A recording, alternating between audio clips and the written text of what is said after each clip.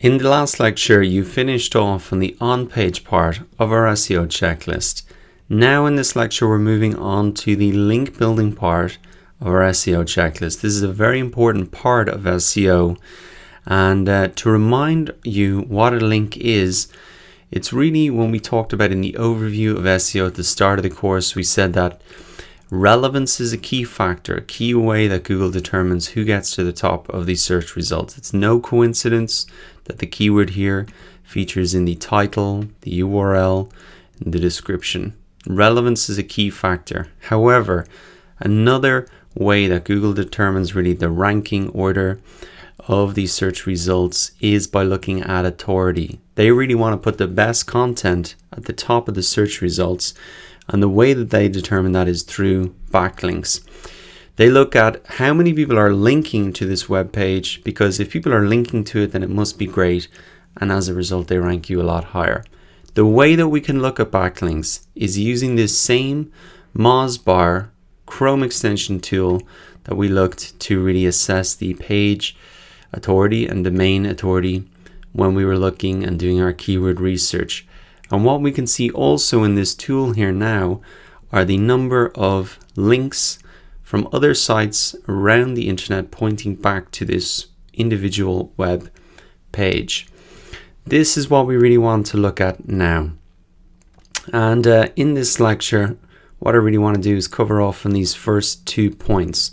And we can really analyze our competitors' backlinks, and that can really give us a sense of how can we create similar backlinks for the content that we have just created, so that Google can also see that we're an authority around that keyword and that they'll rank us much higher in these search results. To start analyzing your competitors' backlinks and getting ideas for how you can generate backlinks, it's very easy. You just come into the search results and you can click on the links here. What this will open up is the Open Site Explorer, and now I have a full list of the links for this page. Now I might have not access to all of them because we're using the free version of this tool, but you can get a lot of great information here. And to really get an example of a backlink here and to understand really what it looks like in real life, I'm just going to click through to one of the results here.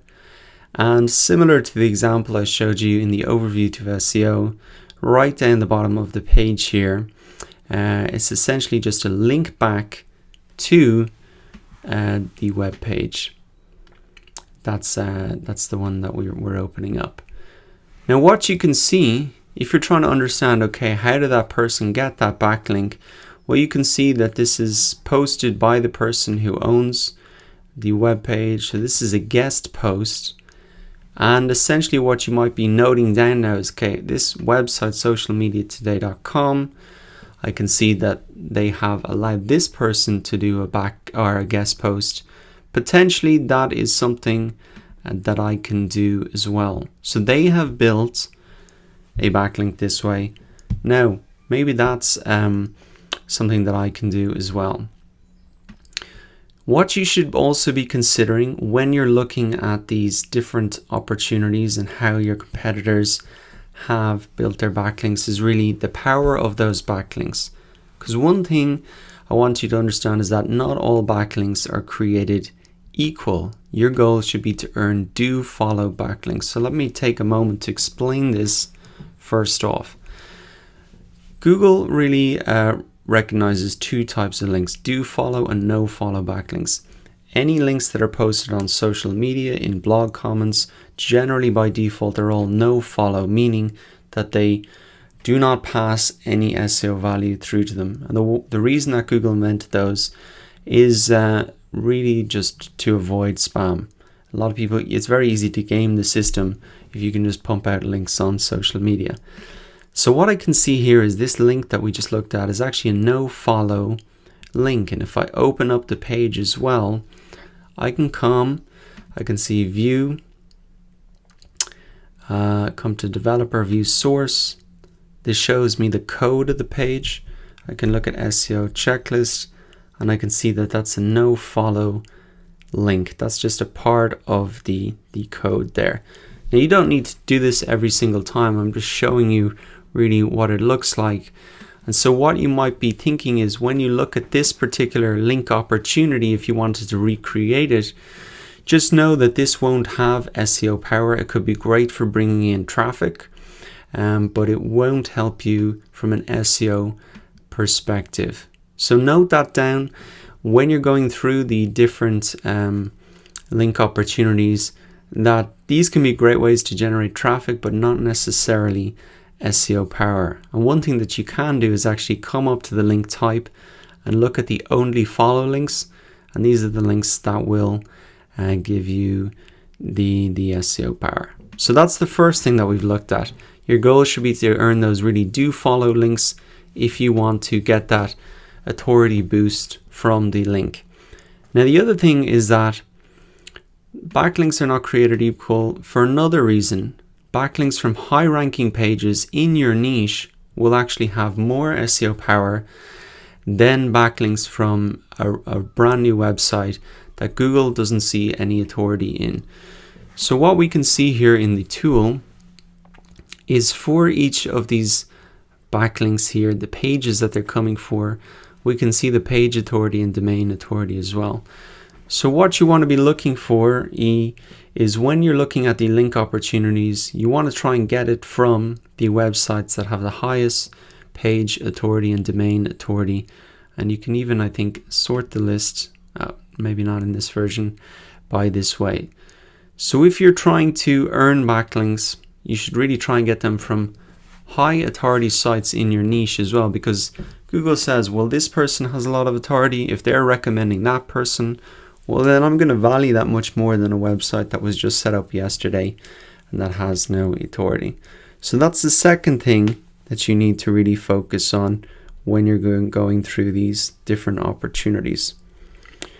As well as using this Open Site Explorer tool, there are some other tools that you can use, but essentially the process is the same. You maybe want to come in not just for one particular search result, but you might want to come into even all of the results on the first page. You want to understand how they are getting their backlinks. In particular, how are they getting their do follow backlinks from high authority sites? Are they guest posting? What was the context in which they were referenced? What was the context in which they were linked? And you can really then see what has worked, and you'll be able to replicate that for yourself. Another tool that you can use, as well as this Moz.com tool, is the Ahrefs tool that we have looked at before, which will essentially give you a lot of the same information. But because you're using the free version of these tools, you might be able to pick up more information if you use as many as possible. I've also linked off to Majestic SEO, which does a very similar thing. You can see all the backlinks for the page. And then finally, you might want to revisit the SimilarWeb tool that we looked at before. Now, this actually won't show you backlinks for an individual page, etc. It'll show you more information on a website.